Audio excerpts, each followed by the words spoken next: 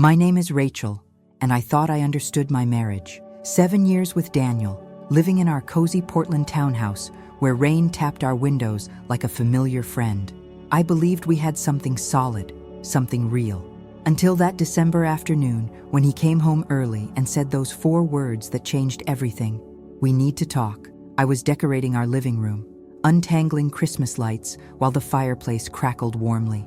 Daniel sat on our burgundy sofa, the one we'd picked together 3 years ago, looking nervous in a way that made my stomach tighten. "You know how I've been checking in with Jennifer occasionally?" he started. Jennifer, his college ex-girlfriend. She's having a rough time after her divorce. Her sister's family is going to Cancun for Christmas, and Jennifer has nowhere to go.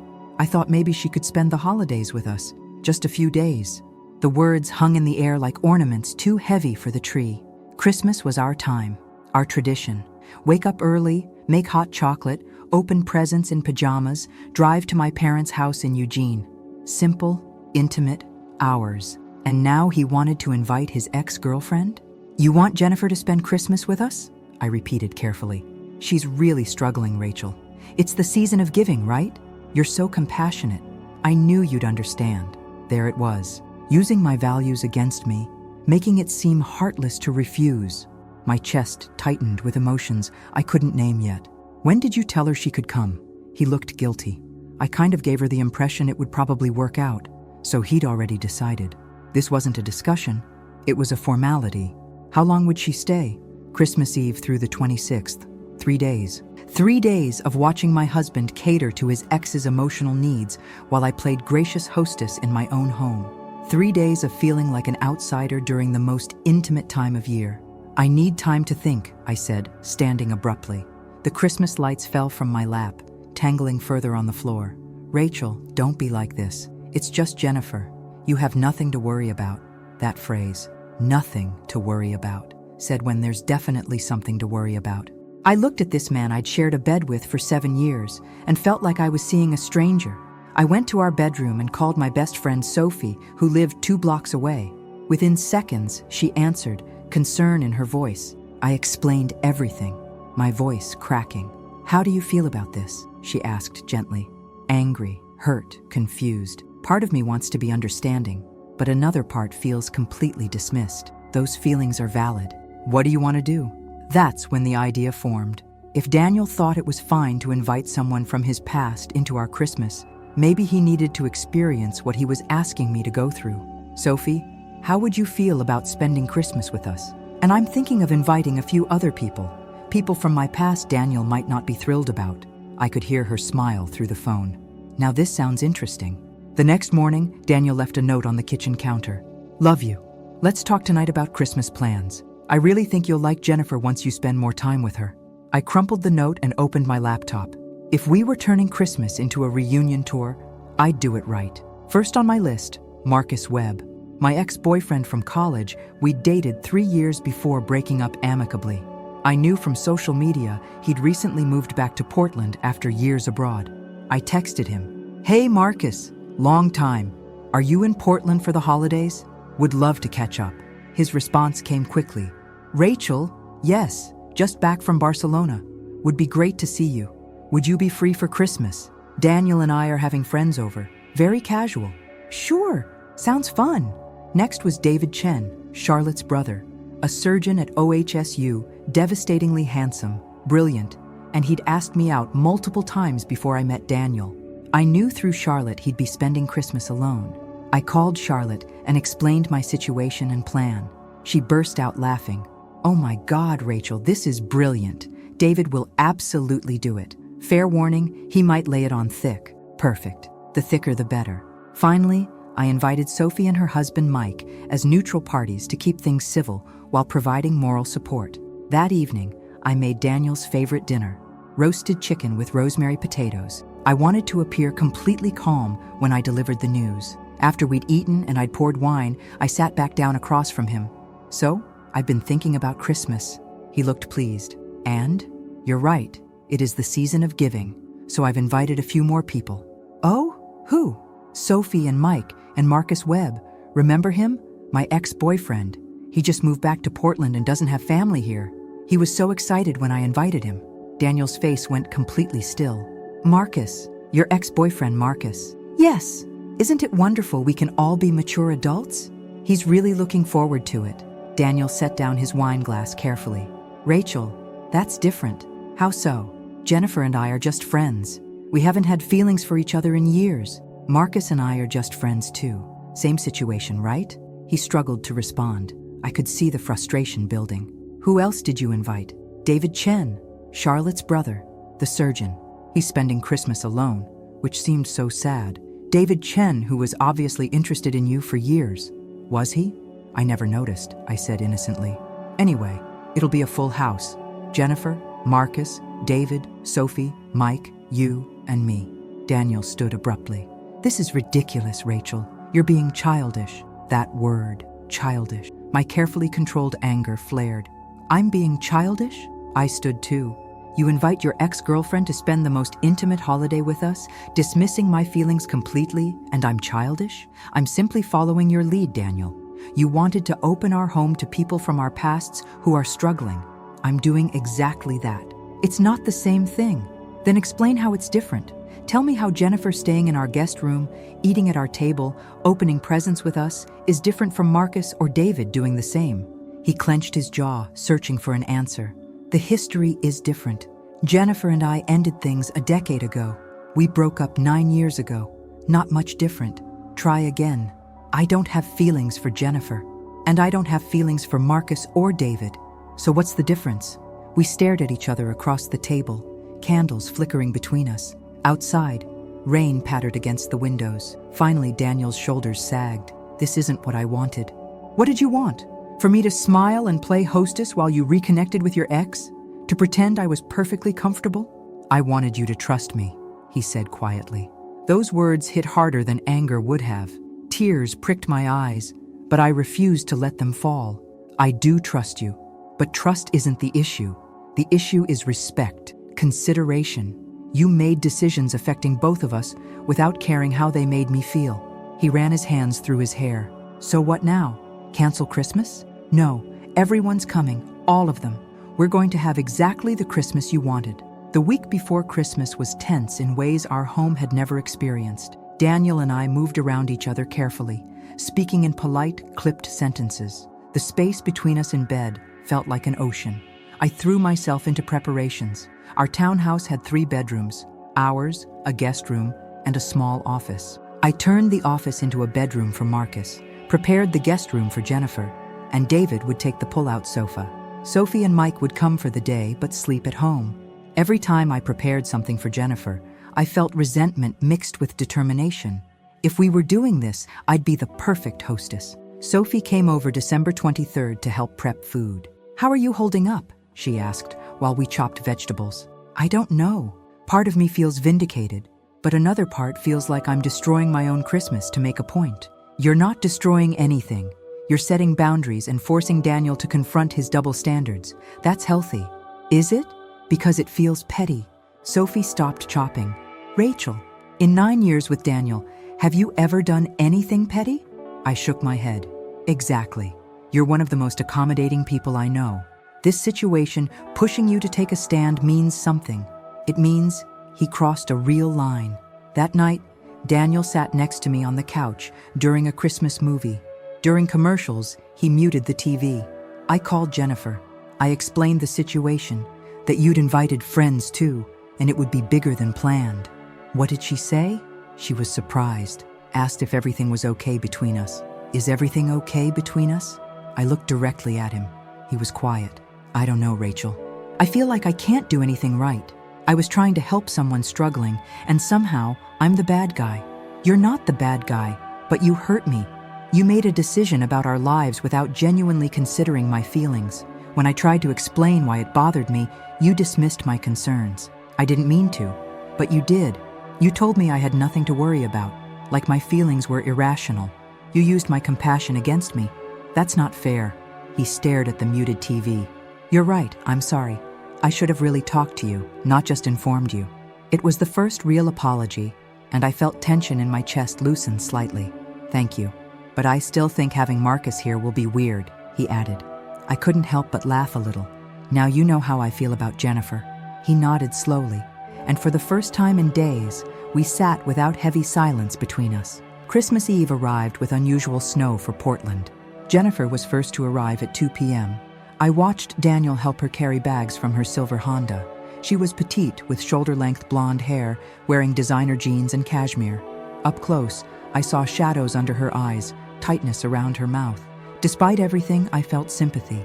"Jennifer, welcome. Come in out of the cold." "Rachel, thank you so much. I really appreciate this. I know it's probably awkward." "Not awkward at all," I lied. "Let me show you to your room." An hour later, Marcus arrived. He looked better than I remembered.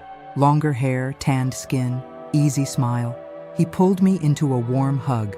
"Rachel, God, it's good to see you. You look amazing."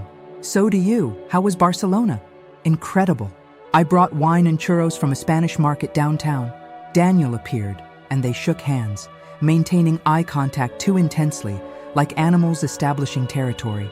David arrived last after 5, carrying expensive bourbon and winter flowers. "Rachel, it's been too long." He kissed my cheek, his cologne subtle and expensive. By 6, everyone had arrived, including Sophie and Mike. Our townhouse felt suddenly very full. Dinner was strange. I'd made prime rib, roasted potatoes, green bean casserole. The food was delicious, but conversation stilted. "So Jennifer, what kind of work do you do?" Marcus asked politely. "Pharmaceutical sales, or I was. I'm thinking of switching to nonprofit work. My divorce made me rethink what matters." There was genuine emotion in her voice, and I felt another wave of unwanted sympathy. "Change can be really good," Marcus said. "I spent 3 years in different countries, completely changed my perspective." As Marcus told stories about Thailand and Colombia, I watched Daniel's jaw tighten. Every laugh Jennifer gave Marcus seemed to bother him. David, positioned next to me, kept engaging me in conversation. "Rachel, this prime rib is incredible. Where did you learn to cook like this?" "My grandmother, mostly. You'll have to share the recipe. Though knowing me, I'd probably burn down my kitchen." After dinner, we played Trivial Pursuit in the living room.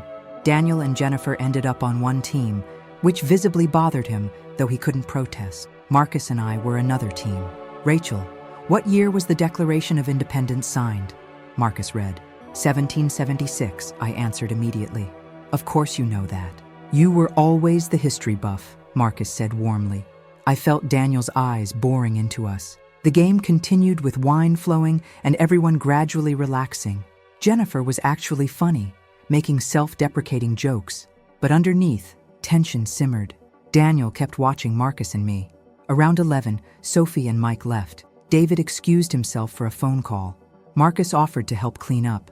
"So," Marcus said quietly in the kitchen, "want to tell me what's really going on here?" Christmas morning, I woke to coffee smells and voices downstairs. Daniel's side of the bed was empty. I found him and Jennifer in the kitchen in pajamas, laughing over something on his phone. "Good morning," I said brightly. They turned, guilt flickering across Daniel's face. "Morning. We were looking at old college photos. Remember that Mount Hood camping trip? Photos from before we were together. Memories I wasn't part of." "Sounded miserable," I said, pouring coffee. "It was, but also kind of fun," Jennifer said, then caught herself. "Sorry, I don't mean to exclude you." "It's fine," I said, though it wasn't. Everyone gathered in the living room for presents. I'd prepared small gifts for all. Candles, books, specialty coffees. But the real presents were between Daniel and me. He handed me a carefully wrapped box. Inside was a delicate necklace with a compass pendant. I lifted it out, confused. "Read the back," Daniel said softly. Engraved in tiny letters, "You are my North Star." My eyes filled with tears despite my efforts. It was beautiful and meaningful. "I ordered it 2 months ago," he said. "I wanted you to know that no matter what, you're my constant, my direction, my home." I handed him my gift with shaking hands. A vintage watch he'd wanted, plus a framed wedding photo with new inscription. 9 years of choosing each other. He looked at it, then at me. 9 years. And I'd choose you for 9,000 more. The room was silent. Jennifer stood suddenly. "I need to say something." She looked between us. I didn't understand what I was walking into. I thought I was accepting a kind invitation. But I see now that my being here caused problems, and I'm so sorry. "Jennifer," Daniel started, but she held up her hand. "No, let me finish. Daniel, you were being kind, and I appreciate it. But Rachel, You've been nothing but gracious even though you clearly weren't comfortable. That takes real class. Tears spilled down my face. It's not your fault. This is between Daniel and me. Maybe, but I'm going to pack and head to a hotel. You two need to work through this without an audience. Marcus stood. She's right. Rachel, I love you as a friend, but me being here isn't helping. The point's been made, hasn't it? He looked at Daniel, who nodded. Yeah, it has. David rose too. I'll head out, but Rachel, before I go, he turned to Daniel. You're a lucky man. Rachel could have handled this a dozen different ways, but she chose one that would force you to see her perspective without humiliating you. That's real love. Don't take it for granted. Daniel's eyes were red. I know. I won't. Within an hour, our house was empty, except for us. We stood surrounded by wrapping paper and coffee mugs, Christmas tree lights twinkling peacefully. I'm so sorry, Daniel said, voice breaking. You were right about everything. I was insensitive and dismissive. I made your feelings not matter, and that's inexcusable. I took his hands. I'm sorry too. I could have just told you how I felt instead of creating this complicated situation. No, he said firmly. You tried telling me, and I didn't listen. You had to show me because I wasn't hearing you. We held each other, both crying a little. Outside, snow started falling again. You know what I realized last night? Daniel asked. Seeing you with Marcus and David, I felt jealousy that was completely irrational. Then I understood. That's exactly what I was asking you to feel with Jennifer.